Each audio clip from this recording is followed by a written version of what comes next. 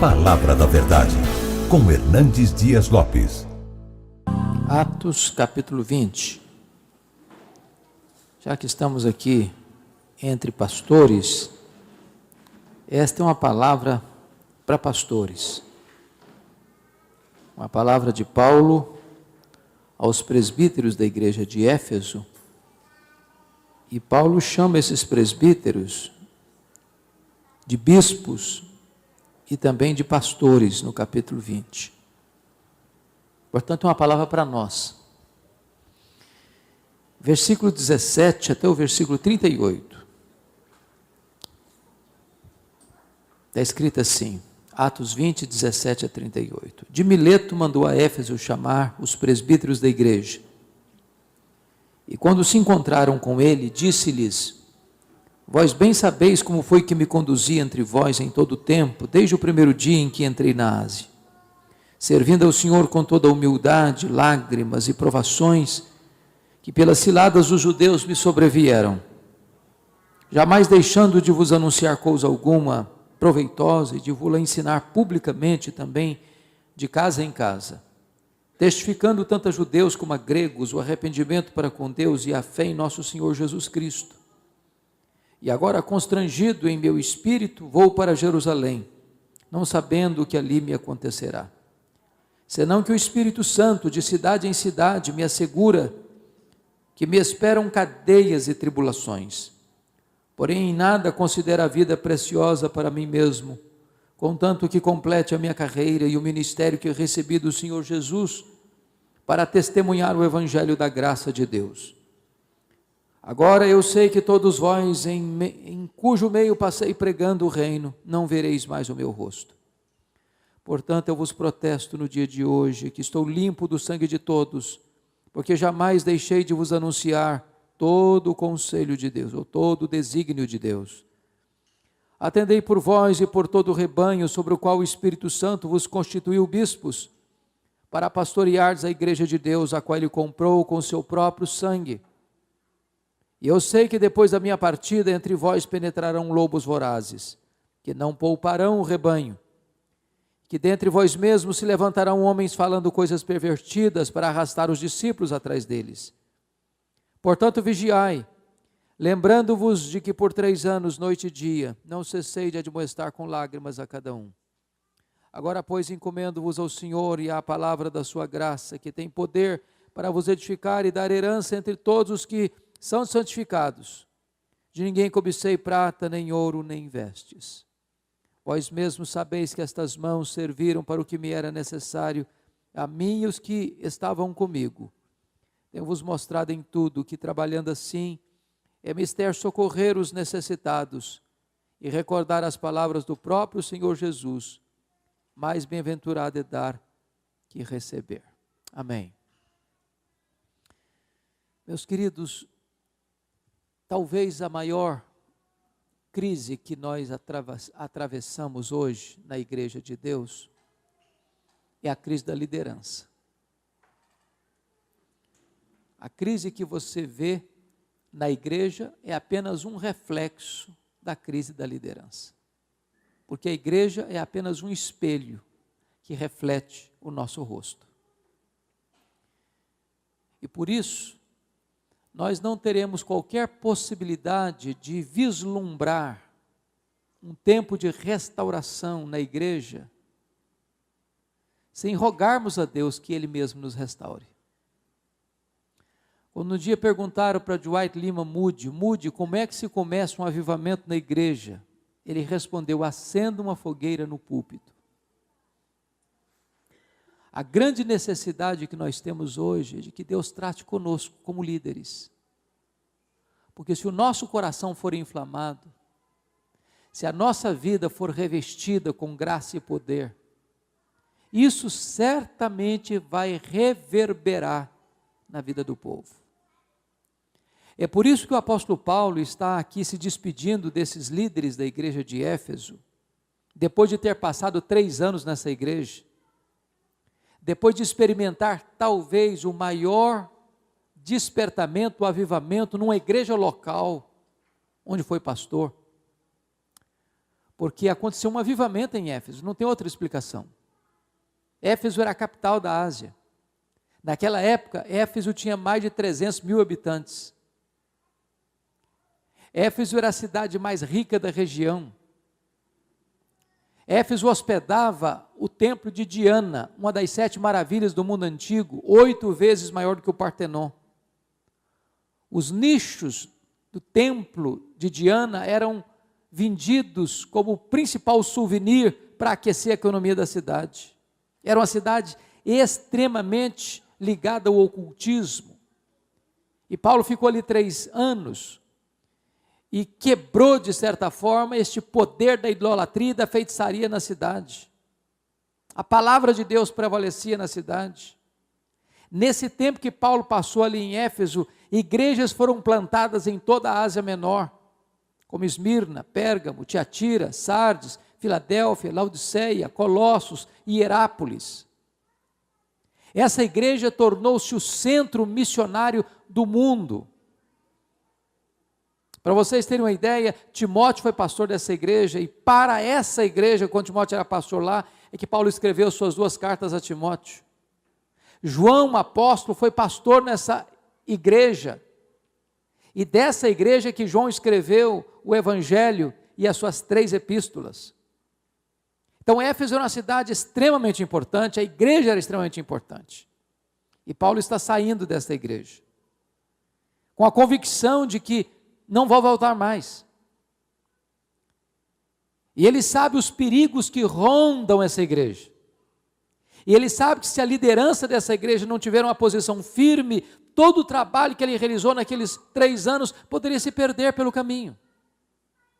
Então, ele reúne esses presbíteros no porto de Mileto e dá-lhes uma palavra, relembrando aqueles homens do compromisso que eles precisavam assumir.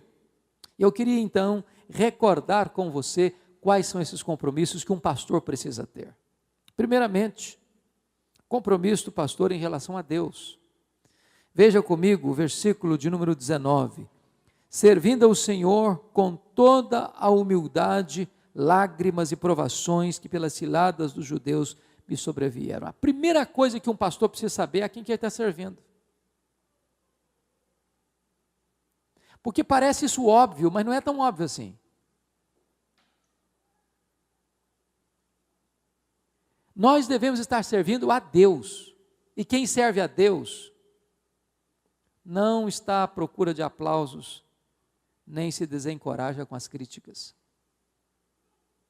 Quem serve a Deus não tem medo, ainda que hostilizado por ser fiel. Quem serve a Deus não vende a sua consciência. Quem serve a Deus não põe o seu ministério no balcão de comércio, para pregar o que o povo quer e não o que o povo precisa. Quem serve a Deus não tem medo dos homens. Então é muito importante você e eu pararmos para entender o seguinte: a quem nós estamos servindo? Porque a gente pode servir a denominação, a gente pode servir a qualquer outro propósito que não servir a Deus. Paulo entendia isso. Estou servindo a Deus. O fato de você servir a Deus não significa que você vai ter vida fácil. Porque ele fala de lágrimas, ele fala de provações, ele fala até de ciladas. Então preste bem atenção aqui, servir a Deus com integridade não vai atrair sobre a sua vida o aplauso dos homens, possivelmente vai atrair tribulação, dor, lágrimas e até ciladas. Mas importa servir a Deus. A segunda relação muito importante que nós precisamos ter é a relação com nós mesmos. Olha o verso 18 comigo. Vós bem sabeis como foi que me conduzi entre vós em todo o tempo, desde o primeiro dia em que entrei na Ásia. O versículo 28, parte A, atendei por vós. A pessoa mais importante do seu rebanho é a pessoa que você vê no espelho. Ou a pessoa mais complicada de se lidar na igreja é a pessoa que você vê no espelho. Por isso, Paulo tem o cuidado de dizer para esses líderes o seguinte: se vocês não cuidarem de vocês, vocês não estarão aptos a cuidar dos outros. Atendei por vós. Agora, chama a sua atenção para o verso 18, quando diz o seguinte: vós bem sabeis como foi que me conduzi entre vós em todo o tempo, desde o primeiro dia. O que Paulo está dizendo? A vida do líder precisa ser consistente. A vida do líder não pode ter duplicidade. Ele não pode ser uma coisa em público e outra coisa em secreto. Ele não pode ser uma coisa no púlpito e outra coisa em casa. E não vale para o líder aquela ideia de que a última impressão é que fica. O líder precisa ter a consistência desde o primeiro dia até o último dia. A vida dele não tem caixa 2 moral. A vida dele transcorre na luz. É por isso que Paulo diz: atendei por vós. E por que ele diz isso, atendei por vós? Porque a vida do líder é a vida da sua liderança. A vida do ministro é a vida do seu ministério. Se a vida do líder é a vida da sua liderança, por outro lado, os pecados do líder são os mestres do pecado. O pecado do líder é mais grave, é mais hipócrita e é mais danoso do que o pecado das outras pessoas. É mais grave porque o líder peca contra um maior conhecimento. É mais hipócrita porque o líder, via de regra, condena o pecado em público e às vezes o pratica em secreto. E é mais danoso porque quando um líder cai, mais gente é atingida. Então Paulo tem o cuidado de dizer o seguinte: vocês precisam ter cuidado na relação com Deus e cuidado na relação com vocês mesmos. Porque não há nada mais perigoso do que um líder condenar o pecado nos outros e ser complacente com o pecado em si mesmo. Terceiro relacionamento que o líder ou o pastor precisa ter é a correta relação com a palavra de Deus. Chama a sua atenção agora dos versos 20 a 27. Se você está com a sua Bíblia, confira comigo os verbos que ele vai usar aí. No verso 20 ele usa o verbo anunciar e o verbo ensinar. No verso 21 ele usa o verbo testificar no gerúndio, testificando. No verso 24 ele usa o verbo testemunhar. No verso 25, ele usa o verbo pregar no gerúndio, pregando. E no verso 27, ele usa o verbo anunciar. Todos esses verbos estão relacionados com o quê? Com a palavra de Deus. Então é fundamental o pastor entender qual a relação dele com a palavra de Deus, com a Escritura. E eu chamo a sua atenção em alguns pontos aqui. Primeiro, no verso 20, ele diz assim: jamais deixando de vos anunciar coisa alguma proveitosa e de vos ensinar publicamente também de casa em casa. Chama a sua atenção para esse ponto aqui. Publicamente também de casa em casa. Por que isso é importante? Porque se o líder ou se o pastor não tiver cuidado, ele vai se tornando uma pessoa seletiva. Ele vai querendo selecionar para quem que vai pregar. E aí de repente ele começa a achar que ele é muito importante. E aí de repente ele diz: não, eu agora não prego mais numa reunião de família, eu não prego mais num grupo familiar, eu não prego mais numa congregação de bairro, agora eu só quero pregar para grandes auditórios. Eu me lembro que há um tempo atrás eu convidei um pastor para pregar na igreja, lá em Vitória. Aliás, não convidei porque eu não consegui falar com ele, ele estava blindado. Quando eu consegui falar com a secretária, ela me respondeu assim: o nosso pastor não prega mais em igreja, só prega em grandes auditórios. Aí eu respondi para a secretária: então o seu pastor é mais importante do que Jesus e é mais importante que o apóstolo Paulo. Porque Jesus pregava os seus melhores sermões para uma pessoa só. E Paulo pregava publicamente e também de casa em casa. Isso é importante, querido. Se você não tiver o coração disposto a pregar numa congregação de bairro ou num grupo familiar, você está desqualificado a pregar numa grande cruzada. Não é porque você tem um grupo lá de 2, 3, 5, 10 pessoas que você vai se relaxar na preparação para pregar. Você deve pregar com o mesmo entusiasmo e você deve se preparar com o mesmo esmero.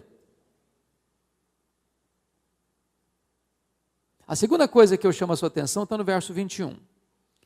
Testificando tanto a judeus como a gregos o arrependimento para com Deus e a fé em nosso Senhor Jesus Cristo. No verso 20 ele fala em ensinar. No verso 21 ele fala em testificar a judeus e gregos o arrependimento e a fé.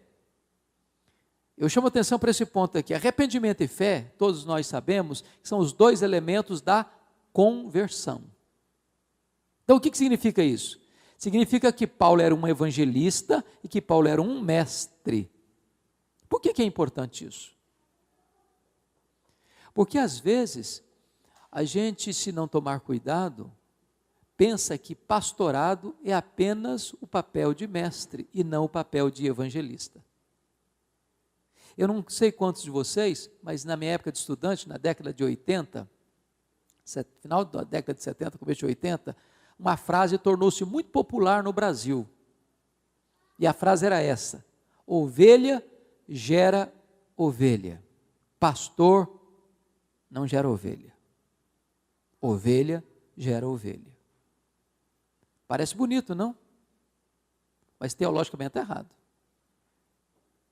É verdade que ovelha gera ovelha, mas não é verdade que pastor não gera ovelha. A ideia que queriam passar é essa: pastor não evangeliza, pastor ensina.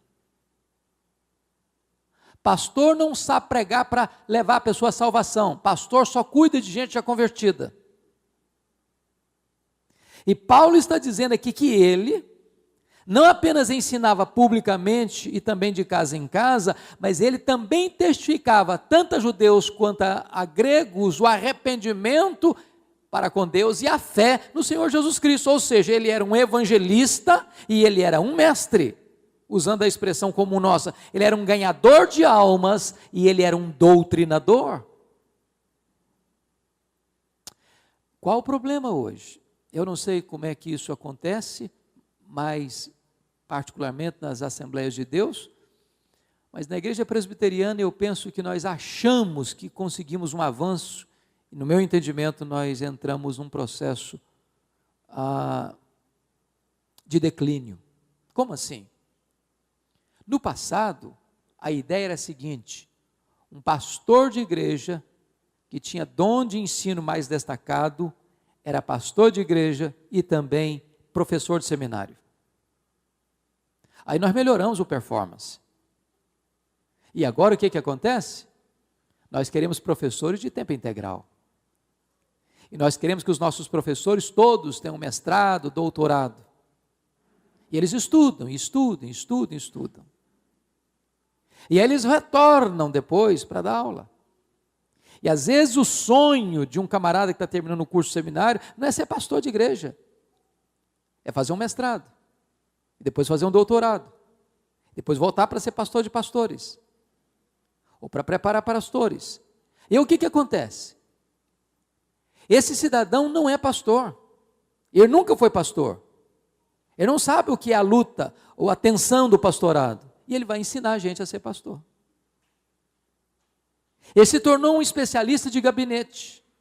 Ele lida muito bem com livros, mas ele não sabe lidar com gente. Ele é um bom mestre, mas ele não sabe encarar alguém tete a tete e levá-lo a Cristo. O que aconteceu? Nós estamos gerando pastores mestres, mas não estamos produzindo pastores evangelistas. E eu penso que nós não podemos entender que essas duas coisas sejam mutuamente exclusivas. Nós temos que ter a luz na cabeça como um mestre, e nós temos que ter o fogo no coração como um evangelista. Nós temos que ter paixão pelas almas perdidas como evangelista, e nós temos que ter zelo pela verdade, transmiti-lo com fidelidade como um mestre. É isso que Paulo está nos ensinando aqui. Quando chega no verso 27, Paulo diz que jamais deixou de anunciar todo o desígnio de Deus. Eu gosto disso. Porque se você, pastor, não tiver o cuidado, você corre o risco de pregar apenas os assuntos mais palatáveis das Escrituras. Por exemplo, é gostoso você pregar sobre João 3,16, porque Deus amou o mundo de tal maneira. Mas o que você faz com Romanos 1,18? Porque a ira de Deus se manifesta do céu contra toda a impiedade e perversão dos homens. Nós não devemos ser como aquela criança que recebe uma caixa de bombons surtidos. Já percebeu isso? Todos nós, acho que somos assim. Todos nós temos as nossas preferências. Um gosta desse bombom, outro gosta daquele outro. E quando você abre uma caixa de bombons surtidos, você vai logo e vai pegar os seus prediletos. Se formos seguir a nossa vontade, nós só vamos pregar aqueles textos prediletos.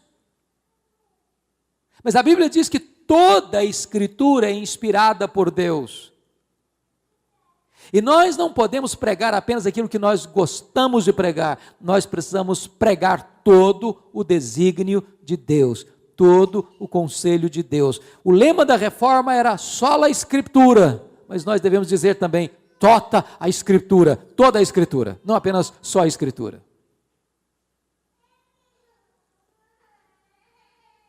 Quarto compromisso que eu gostaria de destacar com você é o compromisso do pastor, do líder, com a igreja.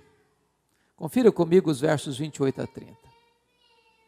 Paulo diz assim: atendei por vós e por todo o rebanho, sobre o qual o Espírito Santo vos constituiu bispos, para pastoreares a igreja de Deus, a qual ele comprou com o seu próprio sangue. E aqui eu queria fazer uma perguntinha para você. Você tem ovelhas indóceis lá no rebanho? Tem. Se você não tem nenhuma, a gente pode fazer algumas transferências também sem dificuldade. O que Paulo está dizendo? Atendei por todo o rebanho. Sabe por que isso é importante? Porque às vezes você pode fazer 10 visitas para uma ovelha no ano e não fazer nenhuma para outra ovelha naquele mesmo ano. De repente você seleciona as ovelhas do rebanho que você quer pastorear. E Paulo diz que você deve atender por todo o rebanho. Segunda coisa que é importante destacar é que Paulo diz que é o Espírito Santo quem constitui você em bispo, ou seja, como supervisor dessas ovelhas. O que Paulo está nos ensinando com isso? Nunca faça política de bastidor, nem para ficar numa igreja, nem para sair de uma igreja. Ou você tem consciência que o Espírito Santo colocou você ali, ou então você não deve estar ali. Vocês acham que há política eclesiástica ainda hoje? Claro que existe. Eu já estou cansado de ver gente chegar numa igreja e dizer: Deus me enviou para cá. 3 meses depois ele recebe um convite para ganhar o dobro e diz: não, o Espírito Santo também direciona para o outro lado. Isso não é coisa nenhuma. Então, amados irmãos, é muito importante a gente entender isso. Nós devemos estar onde o Espírito Santo de Deus nos indica para estar. Porque quando você está numa igreja por consciência de que foi Deus que mandou você para lá, então você tem coragem, então você tem ânimo, então você tem forças para enfrentar os desafios, então você não fica desanimado com a oposição, com as críticas, você sabe que Deus te colocou ali. Quando eu olho para o ministério de Paulo, se Paulo não tivesse convicção de que o Espírito Santo de Deus o queria naquelas cidades, naquelas igrejas, ele teria ido embora, arrumado a mala e embora. Ele foi considerado como impostor pela igreja de Corinto. Mas ele sabia que Deus o colocara ali. Outra coisa importante, para pastoreardes a igreja de quem mesmo? A igreja de Deus. Sabe o que Jesus Cristo disse? Eu edificarei a igreja para vocês. Foi isso que Jesus ensinou? Ou Jesus ensinou assim: vocês edificarão a minha igreja. Foi isso que ele ensinou? Não, ele disse: eu edificarei a minha igreja. Em outras palavras, Jesus nunca passou uma procuração, nem para você, nem para mim, para dizer assim: agora a igreja é sua, cuida dela. Eu cuido do alheio. Eu cuido daquilo que não é meu. Eu cuido da noiva do Cordeiro. Eu cuido da igreja de Deus. E essa igreja é tão preciosa para Deus que Ele a comprou com o preço do sangue do seu próprio Filho. Então o zelo que você e eu precisamos ter com a igreja decorre dessa verdade de que é a igreja. O valor da igreja, a quem pertence a igreja. Note outra coisa importante aqui, que é o cuidado protetor com a igreja, o verso 29. Se você está com a sua Bíblia, eu chamo a sua atenção para os detalhes do verso 29 e 30. Eu sei que depois da minha partida, entre vós penetrarão lobos vorazes, que não pouparão o rebanho, e que dentre vós mesmos levantarão homens falando coisas pervertidas para arrastar os discípulos atrás deles. Então, se você gosta de grifar alguma coisa, grife a expressão no 29, entre vós, e grife a expressão no 30, dentre vós. Vamos pegar o 29. Eu sei que depois da minha partida, entre vós penetrarão lobos vorazes. Eu pergunto, os lobos estão dentro ou estão fora aqui? Dentro ou fora aqui? Hã? Estão? Dentro? Leia de novo. Leia de novo. Onde estão os lobos aqui? Preste bem atenção no texto. Eu sei que depois da minha partida, entre vós penetrarão. Onde eles estão ainda? Fora. Fora. Querendo entrar.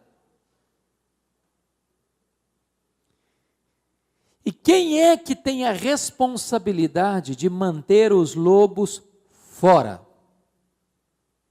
Os líderes, os pastores.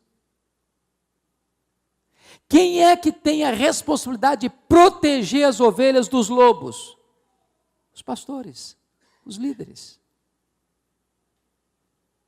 E vocês acham que existem lobos do lado de fora da igreja querendo entrar para devorar as ovelhas? É claro. E quem são esses lobos? Os falsos mestres. Quais são os dentes mortíferos desses lobos? As falsas doutrinas, os falsos ensinos. E aqui, irmãos, nós temos que ter, e eu sei que vocês são muito zelosos nisso, e graças a Deus por isso. Mas se a gente pode dar um conselho que eu daria é o seguinte: nunca convide alguém que você não conheça para assumir o púlpito da sua igreja.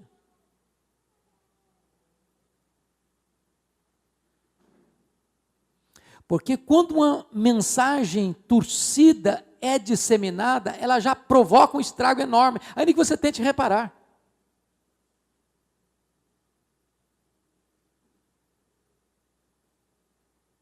Hoje, às vezes, a gente tem a ideia de que todo mundo que vem falando em nome de Deus é de Deus. Bobagem. A Bíblia diz: provai os espíritos, se eles de fato procedem de Deus.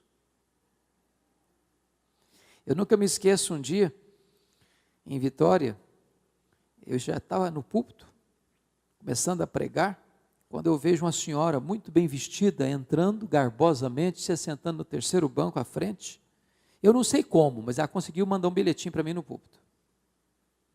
Quando eu abri o bilhete, depois que eu terminei de pregar, o bilhete dizia o seguinte: ó, o Espírito Santo me mandou aqui hoje, e eu tenho uma mensagem para a igreja, eu queria que o senhor me desse a palavra. Eu peguei o bilhete, li, amassei o bilhete, botei no bolso, impetrei a bênção e fui para a porta, cumprimentar o povo. Quando a mulher chegou perto de mim, ela quase me bateu. Ela botou o dedo no meu nariz e disse: o senhor impediu que o Espírito Santo falasse à igreja hoje. Eu olhei para ela e disse: o Espírito Santo falou, a senhora que não ouviu, que eu preguei a palavra aqui hoje. Eu não sei quem é a senhora, não sei de onde a senhora vem, não sei no que a senhora crê, e eu tenho responsabilidade por esse rebanho. Pela sua petulância, eu não daria a mesma palavra para a senhora. Essa mulher fez um estrago em várias igrejas em Vitória. Um estrago. Aliás, eu não sei se acontece por aqui isso, mas eu escuto de muitos colegas por aí afora, de colegas nossos que ligam para um amigo se autoconvidando para pregar. Essa prática não é saudável. Não é saudável. Então, prestemos bem atenção nisso, queridos irmãos. É nossa responsabilidade proteger o povo de Deus. Agora, vamos olhar o versículo 30. E que dentre vós mesmos se levantarão homens falando coisas pervertidas para arrastar os discípulos atrás deles. Agora eu pergunto, esses homens estão dentro ou estão fora? Estão dentro. Aguardando uma ocasião oportuna para se manifestarem. Estão enrustidos. E quantos cismas já aconteceram? E quantas divisões, não digo divisão não, gente que propositadamente arrasta gente, não para uma causa do evangelho, mas para a sua própria causa. E cabe à liderança da igreja estar atenta. Quinto compromisso de um líder. Confira comigo os versos 33 a 35. É o compromisso do líder com dinheiro. Paulo diz assim: de ninguém cobicei prata, nem ouro, nem vestes. Vós mesmos sabeis que estas mãos serviram para o que me era necessário a mim e aos que comigo estavam. Tenho-vos mostrado em tudo que, trabalhando assim, é mister socorrer os necessitados e recordar as palavras do próprio Senhor Jesus: mais bem-aventurado é dar que é receber. Aqui há dois extremos que eu acho importante destacar. Primeiro extremo, perigoso. Você nunca deveria ser pastor motivado pelo dinheiro. Se o vetor do seu ministério é o dinheiro, então provavelmente você não é uma pessoa vocacionada.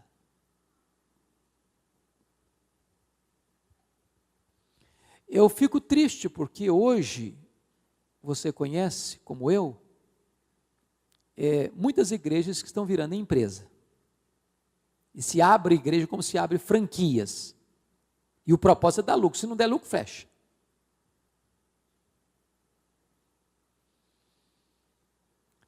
Hoje tem tido uma prática vergonhosa no meio evangélico. Vergonhosa. E é muito comum isso, eu escuto isso todo dia pelo Brasil afora.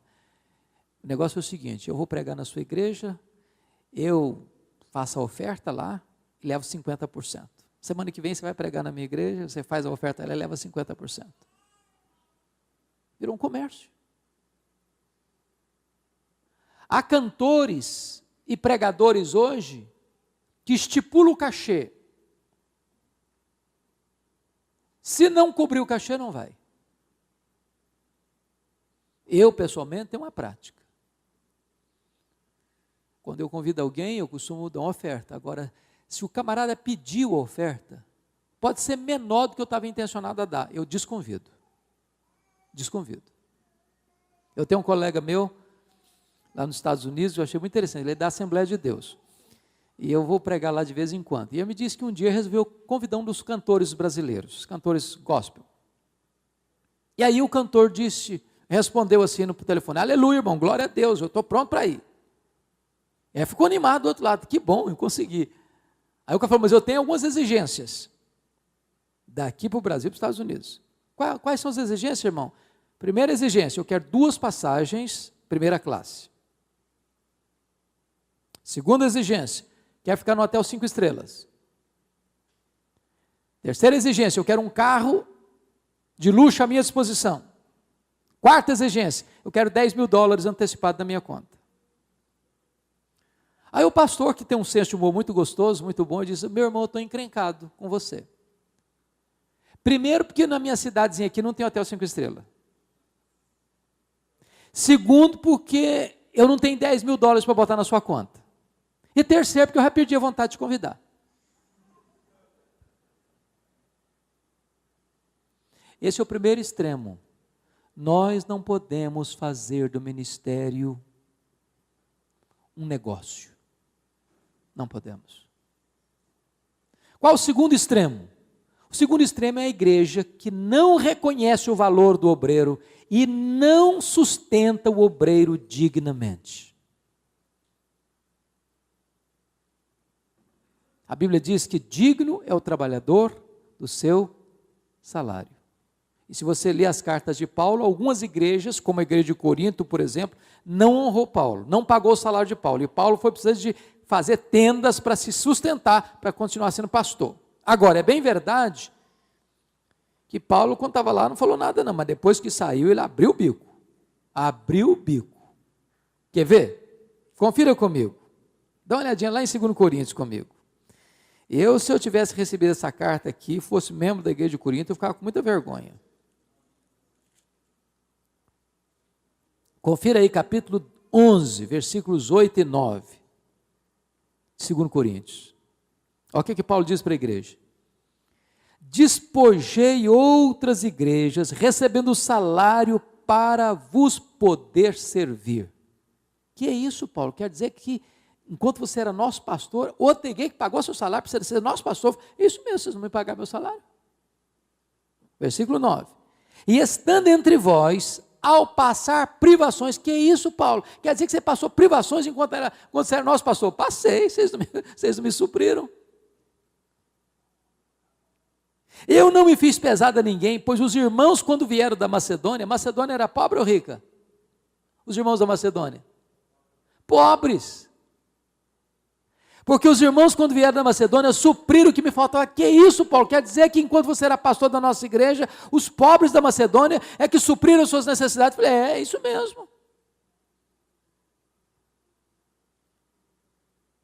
Mas Paulo dá o tiro de misericórdia nessa igreja, quando ele chega no capítulo 12, versículo 13, ele diz assim para a igreja, porque em que tendes vós sido inferiores às demais igrejas?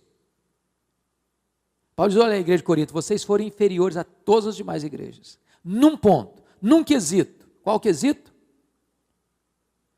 Porque em que tendes sido vós inferiores às demais igrejas, senão neste fato de não vos ter sido pesado.